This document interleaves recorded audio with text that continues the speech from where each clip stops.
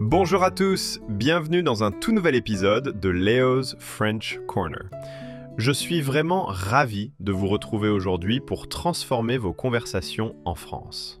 Salut tout le monde. Léo, je suis tellement heureuse d'être ici. Mais je dois t'avouer quelque chose.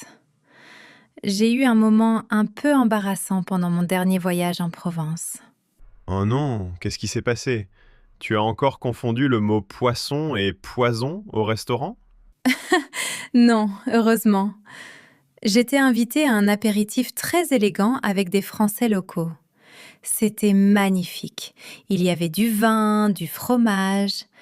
Et puis, quelqu'un s'est tourné vers moi et m'a demandé de me présenter. C'est une situation fantastique.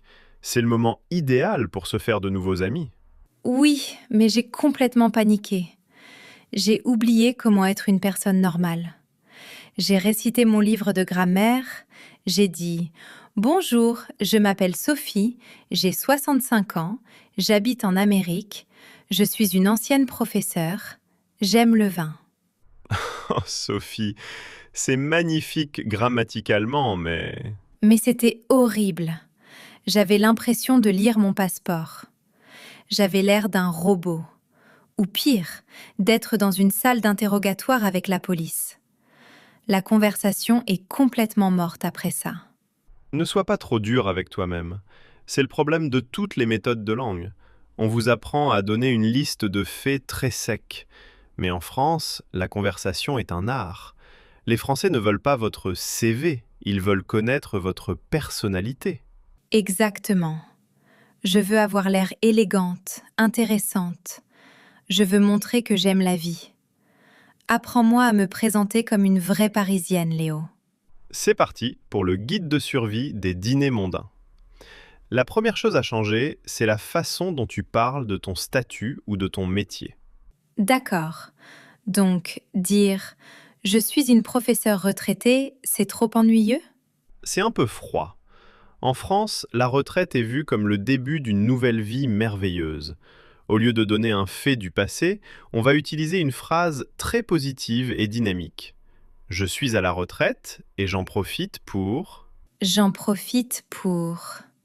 Ça veut dire « I am taking the opportunity to ». Exactement. C'est une phrase magique. Tu montres que tu es active et passionnée. Tu dis « Je suis à la retraite et j'en profite pour voyager en Europe » ou « J'en profite pour apprendre la culture française ». J'adore ça. Ça change complètement l'énergie.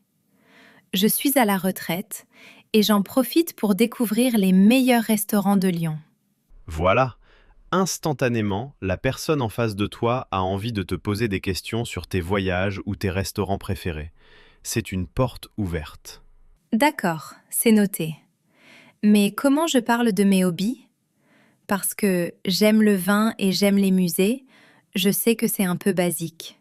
C'est très basique. Le verbe aimer, c'est bien pour dire j'aime le chocolat. Mais pour parler de toi, il faut montrer de l'émotion. Les Français adorent les gens passionnés. Quel mot je dois utiliser alors? Tu as deux options très élégantes. La première, je suis passionné par... Par exemple, je suis passionné par l'histoire de l'art. Je suis passionnée par l'histoire de l'art.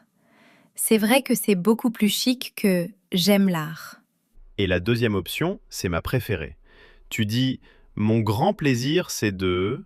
My great pleasure is to... Oh, mon grand plaisir, c'est de... C'est tellement poétique. N'est-ce pas? Mon grand plaisir c'est de me promener dans les petits villages. Mon grand plaisir c'est de déguster des vins locaux. Ça donne une image de toi très sophistiquée, comme quelqu'un qui sait apprécier les bonnes choses de la vie. C'est brillant. Mais Léo, il y a une autre question qu'on me pose tout le temps. D'où venez-vous? Si je réponds juste « je viens des États-Unis », la conversation s'arrête souvent là. C'est parce que les États-Unis, c'est immense. Pour un Français, ça ne veut rien dire. Il faut donner un détail pour piquer leur curiosité. Un détail? Comment je formule ça? Tu utilises la formule « Je viens des États-Unis, de la région de ». I come from the US, from the region of. Et là, tu ajoutes ta ville ou ton État. Je viens des États-Unis, de la région de Chicago. Parfait. Et pour vraiment relancer la conversation, tu peux ajouter un petit contraste amusant. Je viens de la région de Chicago, c'est très différent de la Provence. C'est très différent. Ça donne à la personne une raison de réagir et de rire avec moi.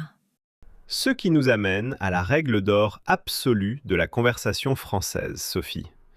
La conversation, c'est un match de tennis. Un match de tennis? Il faut que je sois agressive et que je frappe fort? Non, il faut que tu renvoies la balle. Si un Français te pose une question et que tu réponds avec un point final, la balle tombe par terre. Le silence est gênant. C'est exactement ce que j'ai fait à mon apéritif. J'ai gardé la balle. Pour renvoyer la balle de manière très élégante, tu ne dis pas juste « Et vous ?» Tu utilises la phrase « Et de votre côté ?» And on your side? Et de votre côté? C'est très doux. Je viens de Chicago. Et de votre côté, vous êtes de la région? Magnifique! Tu as parfaitement renvoyé la balle. La personne va être ravie de parler de sa propre vie. Bien, Sophie, c'est l'heure de vérité. On passe à la simulation. Nous sommes à un cocktail très chic dans un château à Bordeaux. Je suis ton hôte français. Prête? Je suis prête. J'ai mon verre de vin à la main. Je suis élégante. Vas-y. Bonsoir, madame. C'est un plaisir de vous recevoir ce soir. Dites-moi, que faites-vous dans la vie? Bonsoir, monsieur. Eh bien, je suis à la retraite et j'en profite pour découvrir votre magnifique pays. Oh, c'est une excellente idée. Et qu'est-ce que vous aimez faire pendant vos voyages? Mon grand plaisir, c'est de visiter les vieux châteaux et de goûter la gastronomie. Je suis vraiment passionnée par l'histoire française. Merveilleux, vous parlez si bien. Mais d'où venez-vous exactement? Je viens des États-Unis, de la région de Californie. Le vin y est bon, mais c'est très différent d'ici. Et de votre côté, vous habitez à Bordeaux depuis longtemps? Coupé, c'est dans la boîte. Sophie, c'était un triomphe absolu. Tu es passée d'un robot à une véritable duchesse de la conversation. Je me sentais tellement naturelle. Je n'ai plus du tout l'impression de passer un interrogatoire de police. C'est tout le secret, chers amis. Oubliez votre CV, parlez de vos passions, et n'oubliez jamais de renvoyer la balle. Les Français adorent les gens qui aiment partager. Je suis prête à me faire des amis dans tous les cafés de France. Et vous, à la maison?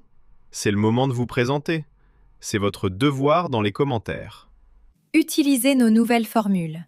Dites-nous « Je suis à la retraite et j'en profite pour » ou partagez avec nous votre grand plaisir dans la vie. On a très hâte de vous lire. Merci à tous d'avoir suivi cette leçon. N'oubliez pas de liker cette vidéo, de vous abonner et de pratiquer vos phrases devant le miroir. Prenez soin de vous, passez de belles soirées et à très bientôt. Salut tout le monde! Au revoir!